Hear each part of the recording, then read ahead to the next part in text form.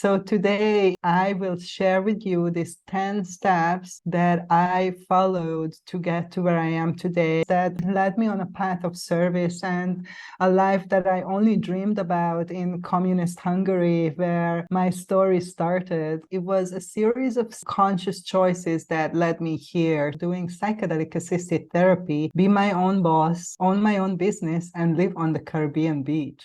So today in this unusual podcast, I won't have a guest for this episode, but I will share with you these 10 steps that I followed to get to where I am today, because I think that many people are interested in this now, and it's become so trendy to have a career in psychedelic assisted therapy, and people think that it's just all sunshine and glory and it's the easy way out somehow. So I would like to share my experience with you guys, and I would love to hear from you if you are on this path. What was your experience? And if you are planning to step on this path, what are the questions that you have on your mind? The first 5 steps are related more to personal development, while the second 5 steps are related more on professional development as a business owner in the healing field. But I believe that they are intimately connected and equally important to have a successful career and a meaningful life. So for me, step number 1, and the most important, I think, is commitment to a path of self-discovery. And for me, healing and self-discovery is really the same thing. Healing, awakening, self-discovery. For me, those words are synonyms. And I think that we all come into this life with a kind of amnesia, and it's part of this experience to remember who we are, who we truly are. And I think many people throughout their life ask this question and come to a point when people ask this question, who I am and why, what am I doing here? Like, why I am here? What is my purpose here? And I think that it's very important to live a meaningful life in order to find that happiness and that satisfaction that most people desire. I remember I read a book one time, Viktor Frankl. I can't remember the title of the book, but it was about, he wrote this book after he survived being in a concentration camp. And one of the message of the book was that it was most likely for people to survive who had something to live for, like some kind of meaning, you know, a family to return to, a home to return to, like a personal mission to complete, something like that, versus people who had nothing, no goals, no personal goals, nothing to live for, so to say. Maybe their family was killed or they lost everything and they just felt that there is no more goal of their life. And he found, Viktor Frankl, that those people who most were likely to die were people who already gave up on themselves and on their life.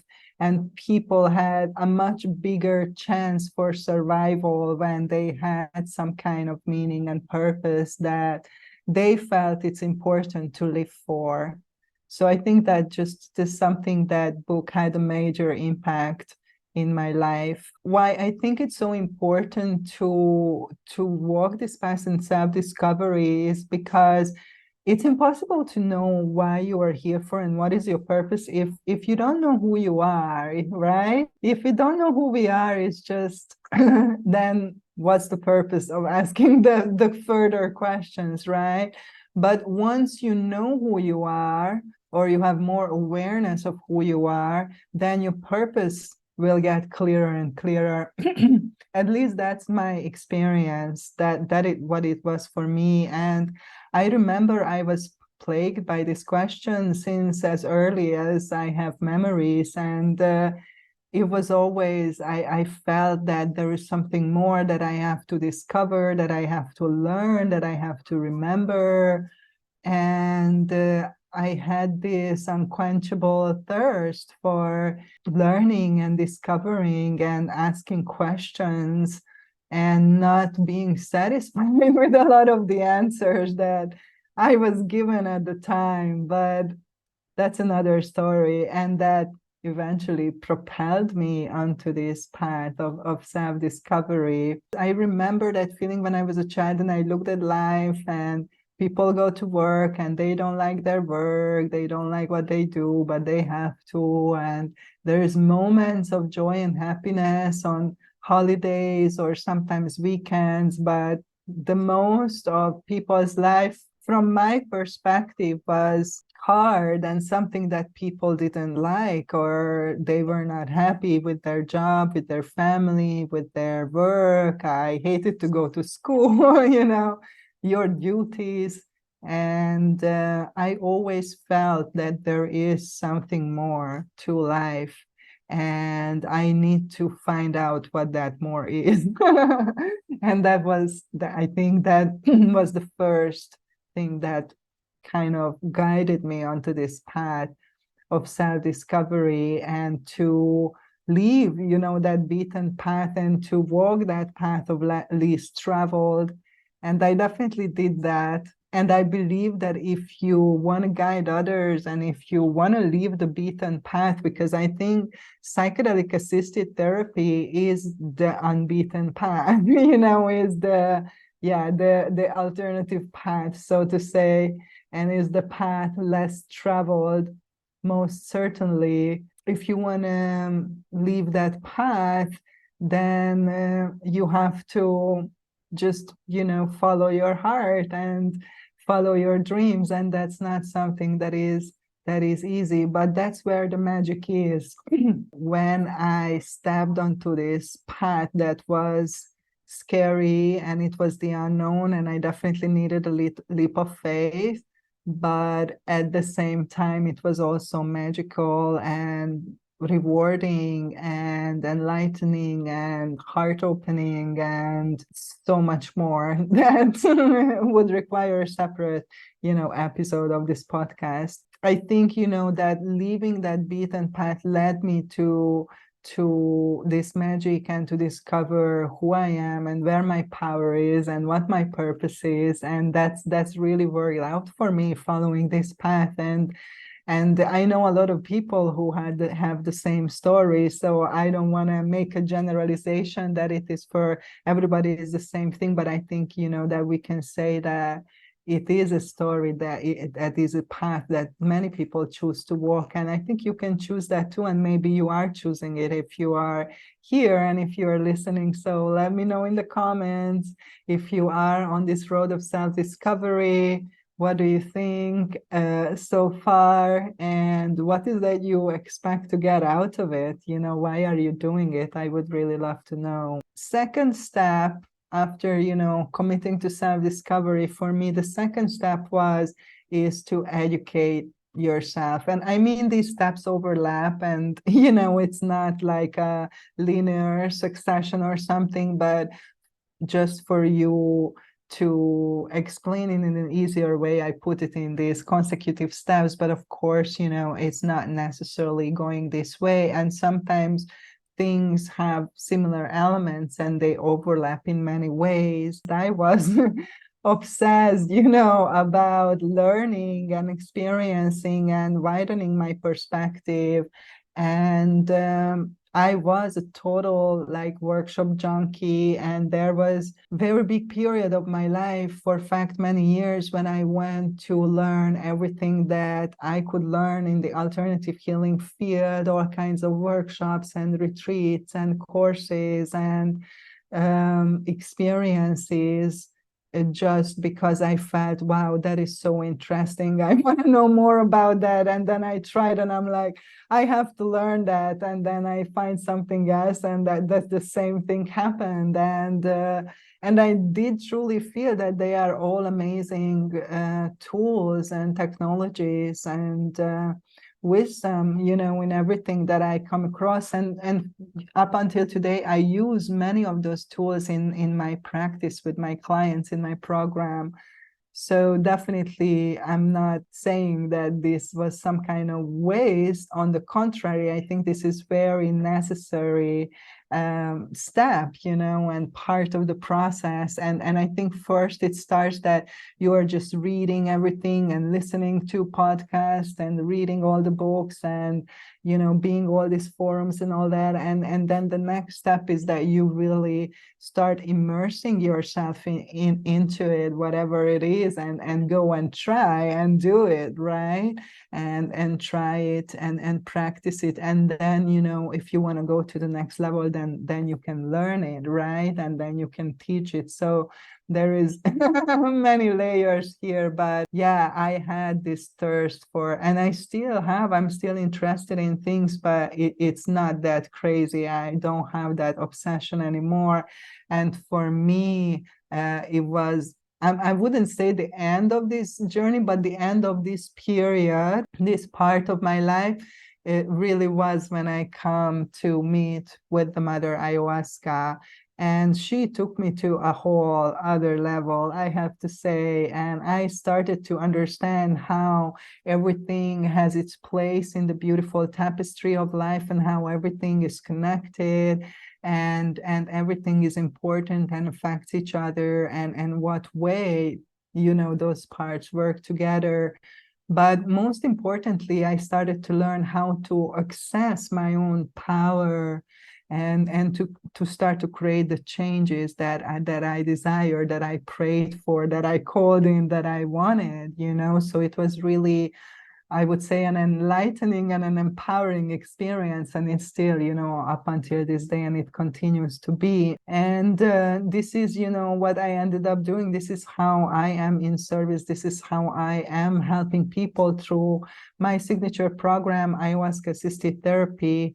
I think that this is one of the ways that I can be in greater service to give people what I was given and I learned through this journey, through this experience, working with this medicine, which is, how to find your power and take back your power over life and find that alignment and connect back to your heart, and so on and so forth. I can talk more about this in great detail, but I think that once you come to a point of, wow, this really changed my life, that there is a natural feeling that, oh, I want to tell this to everybody, and I want, other people to have access to that and benefit from the same thing. So for me, step number 3 was really following your heart. And I think that connects, with the first 2 steps.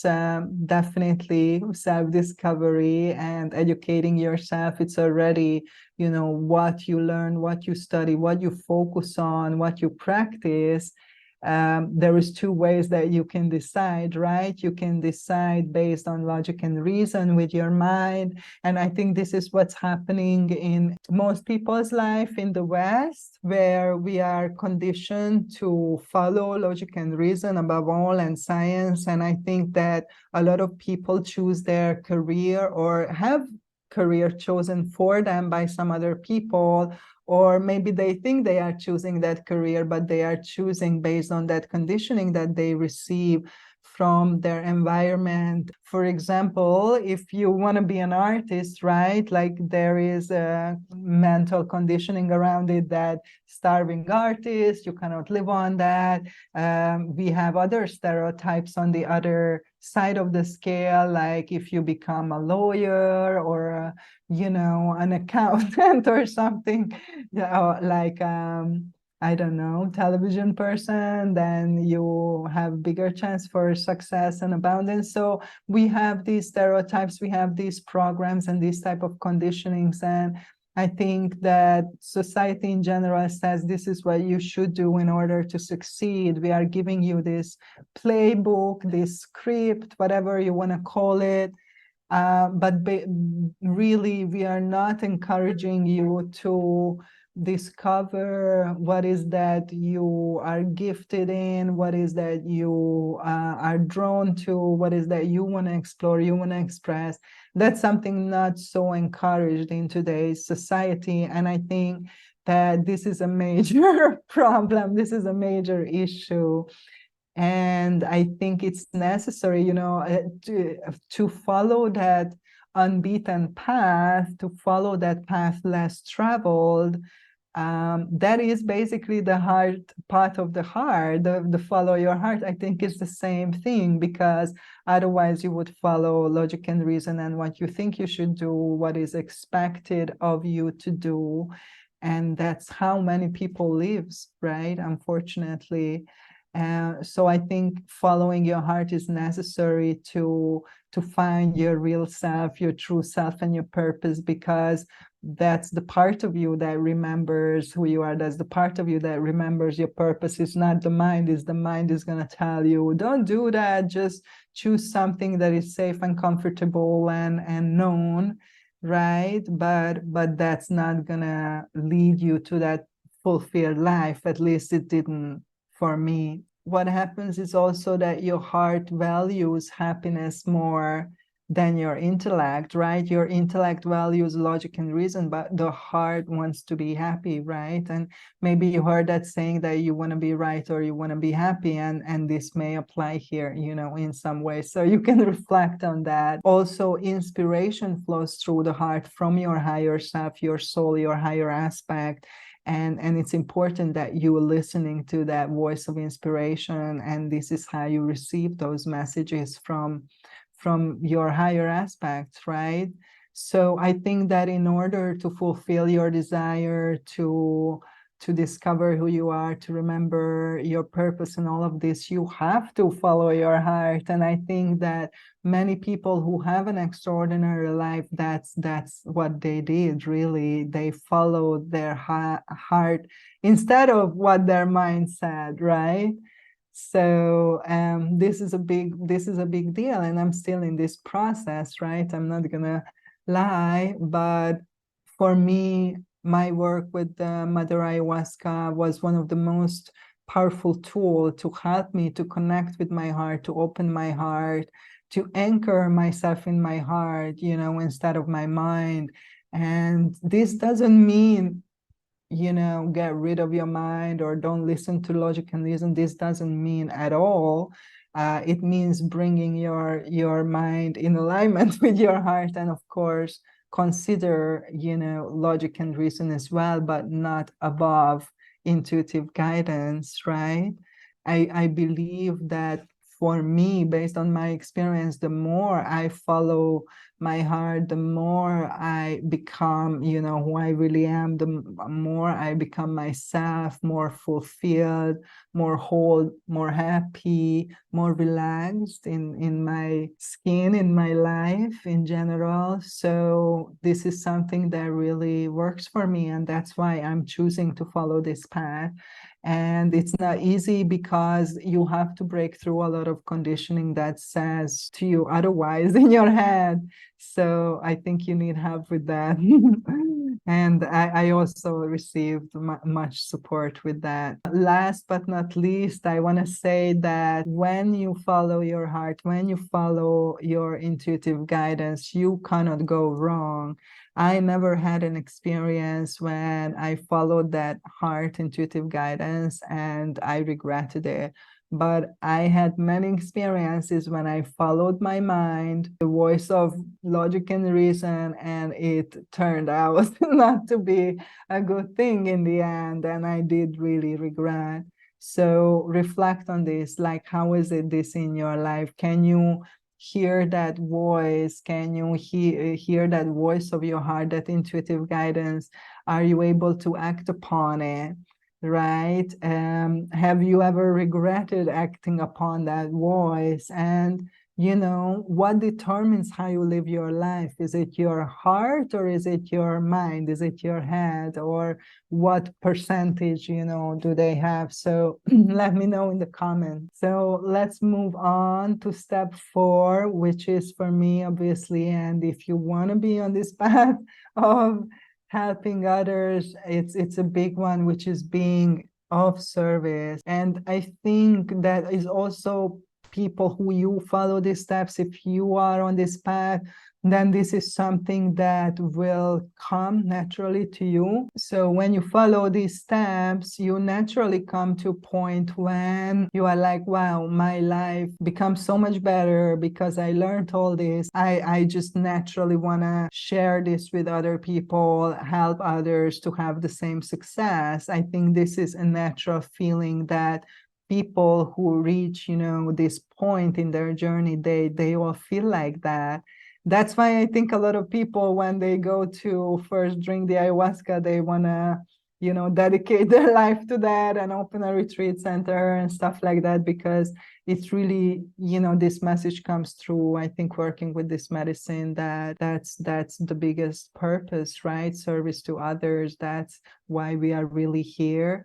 And also another part of it is that we are all one, right? And we are all connected. So this means two things: that you feel for the suffering of others and you want to ease the suffering of others because you understand that we are one and that other person is me and is part of me. And of course, you want to ease your suffering, right? And then also because you know that if you share what you know with that person, you can help that person to let go of that suffering and feel better, and you went through the same experience, right? And you can share that. This is, I think, something very natural. And if you are on this path already, maybe you already feel this, that it's really important for me to be in service for others, to help myself, help others, and through this help the greater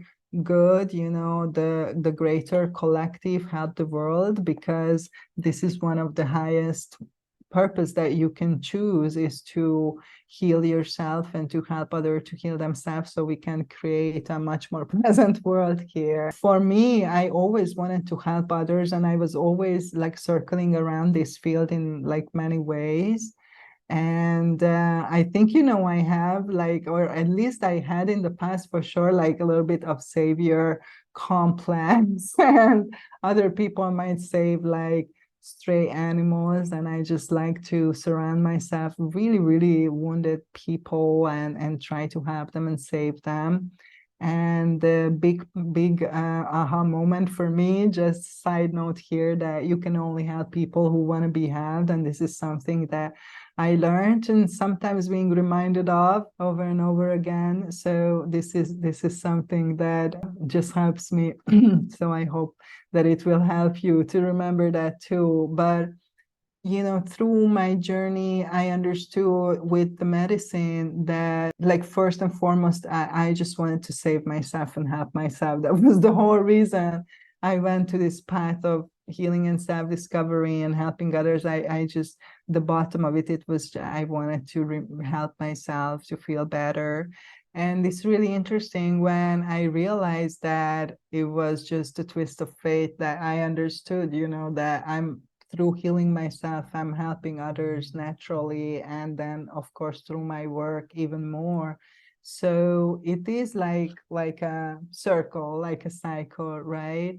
By first helping yourself and then helping others and just contributing to the greater good and the upliftment of the world. And I think that if you call to this path, then you definitely, this would be something that is like a priority for you. It would be something very important. It would be one of your main priority and principle and value, I think. So if you resonate with that, let me know in the comments. Do you feel called to walk a path of service? Are you already in service in some shape and form, and in which way you want to share with us? Because I think this is very important, that you have this innate desire and you are not, and this is the main motivation why you're doing it for, not for like fame or money or whatever, be an influencer, but really because you truly know and believe in your heart that this is what makes you happy. So we are coming to our fifth step in my personal journey, and this is basically just do a great job in whatever you are doing. And I think if when you are on this path and you follow these steps, then you, as I said, you are obsessed with this, you spend a lot of time, you prioritize, you put energy, commitment, you invest in it, right? And you need to practice and practice, practice, practice. That's what makes the master. And even if you have a calling, you have a gift, you have like a psychic ability, whatever that is, that will not replace practice and personal experience and learning and experiencing, because it is necessary for us to create a confidence and to be authentic and to be able to create a safe place for others and to hold space for others. So dedicate to yourself, to your path, to your purpose, and take action towards that every day. This doesn't only mean just meditate and visualize and magnetize and repeat affirmations, but it means, do like action steps and have a plan and do something, right, to create a change. I'm obsessed, still up until today about healing in general, especially psychedelic assisted therapy, in particular, working with the Mother Ayahuasca, and beyond that, helping others in this particular way. So I spend just countless hours of following other people who I respect in the psychedelic space, reading to research literature, doing my own research, keeping my eye out of what's happening, always learning, from indigenous people, continue my own personal journey with the sacred plants, keep connecting with people and building positive relationships and collaborations in the psychedelic space, creating a lot of content, free content and offerings. This is, you listening to this podcast, then I have this podcast for a while. I have a blog, I have a website, I have social media, I have like beyond YouTube, TikTok, Instagram, Facebook, and we post content there on a daily basis, and good quality content, educational content, inspirational content, but mostly educational. So I put a lot of effort into creating content that can help people and educate people in this particular field.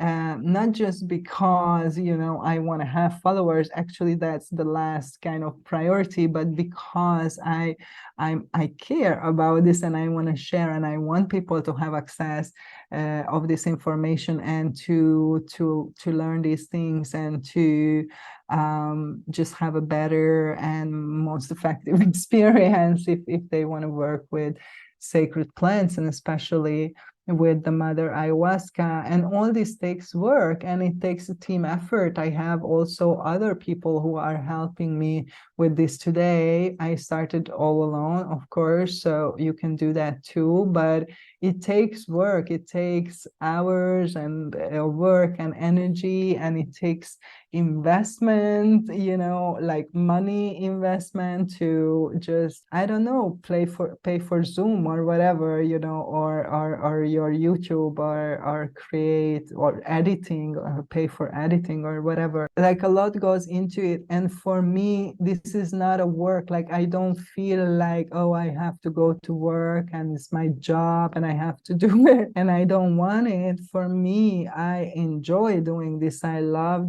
doing this. I'm passionate about doing this. So it's not something that I dislike, but at the same time, it does take up time and energy from my life. And I just want to emphasize that to be good, to be excellent in something, you have to constantly invest into it, whatever you're doing, but especially in this field, to constantly grow and evolve and do better and offer better service, give more and serve on a higher level. So it's kind of like a never-ending journey, and I'm committed my life to this, and this is what my life is about. It's not a side job for me. It's not what I do as a hobby. It's not, so I feel if you feel the calling to step onto this path, at one point, if you really want to be good, you have to be committing 100% and put your 100% best into it, and then you will have 100% good results. I hope that these 5 steps really help you to reflect on your journey. Let me know in the comments, and to understand a little bit where I'm coming from and how I got to this point. And as I mentioned earlier, these were more like personal steps and general steps, right? Not necessarily nothing to do with business per se.